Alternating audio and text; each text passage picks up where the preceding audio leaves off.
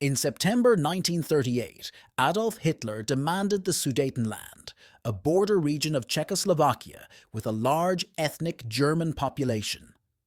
Under pressure from Germany and with the support of Italy, Britain and France, Czechoslovakia was forced to sign the Munich Agreement on September 30th.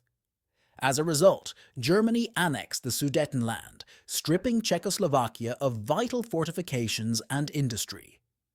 The agreement marked the beginning of the dismemberment of the Czechoslovak state. The weakened Czechoslovakia soon faced further demands.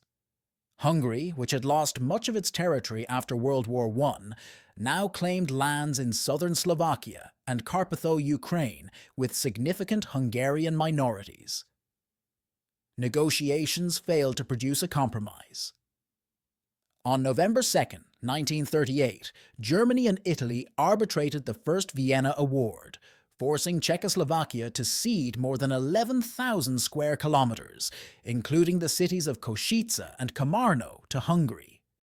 In early 1939, Czechoslovakia continued to fragment. Slovak nationalist leaders, encouraged by Nazi Germany, pressed for independence. Meanwhile, Carpatho-Ukraine, the easternmost province, also pursued autonomy. On March 14, 1939, Slovakia declared itself an independent republic allied to Germany. Just one day later, on March 15th, Germany occupied the remaining Czech lands, establishing the Protectorate of Bohemia and Moravia. On the same day, Carpatho-Ukraine declared independence, but Hungary moved swiftly to eliminate this new state.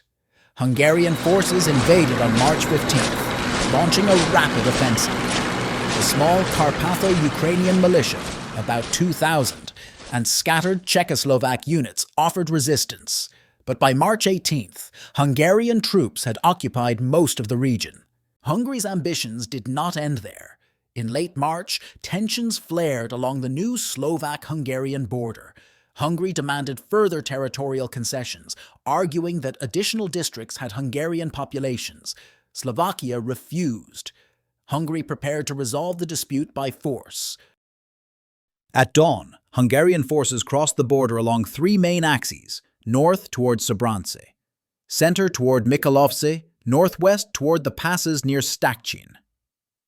The offensive was supported by artillery and coordinated air operations from the Royal Hungarian Air Force. Hungarian infantry quickly captured Sobrance after a brief artillery bombardment. Slovak units, lacking heavy weapons, retreated in disorder. This breakthrough threatened to cut off Slovak forces further east. On the central axis, Hungarian columns advanced toward Michalovce, an important road and rail hub. Skirmishes erupted in villages along the main road. Slovak troops mounted pockets of resistance, using machine guns and field artillery.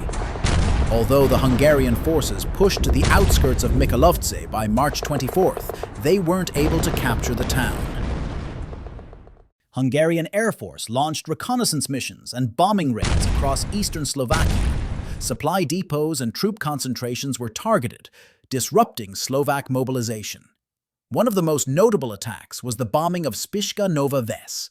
Although the town was further west of the main front, it served as a Slovak military airfield.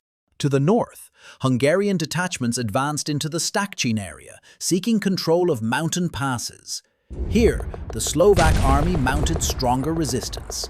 Several days of close-quarters fighting followed in the forests and hills. Despite Slovak counterattacks, Hungarian forces gained control of key positions by March 27th. While the main fighting raged in the east, Slovak commanders feared that Hungary might launch deeper offensives toward larger towns such as Spišská Nová Ves. Emergency defensive lines were prepared west of Michalovce and Sobrance. Bridges were reinforced, and reserves were concentrated to protect the approaches to Spišská Nová Ves in case further attacks developed.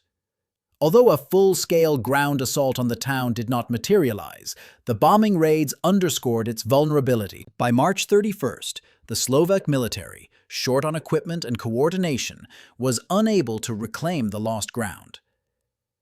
Under German mediation, a ceasefire was declared. Hungary retained control of occupied territories, including several districts in eastern Slovakia. In total, Hungary annexed about 1,700 square kilometers.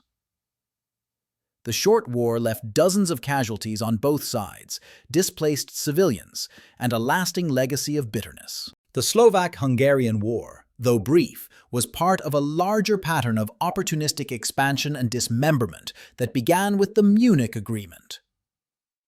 The bombing of towns, such as Spišská Nová Ves, the swift offensives, and the reshaping of borders foreshadowed the wider conflict soon to engulf all of Europe.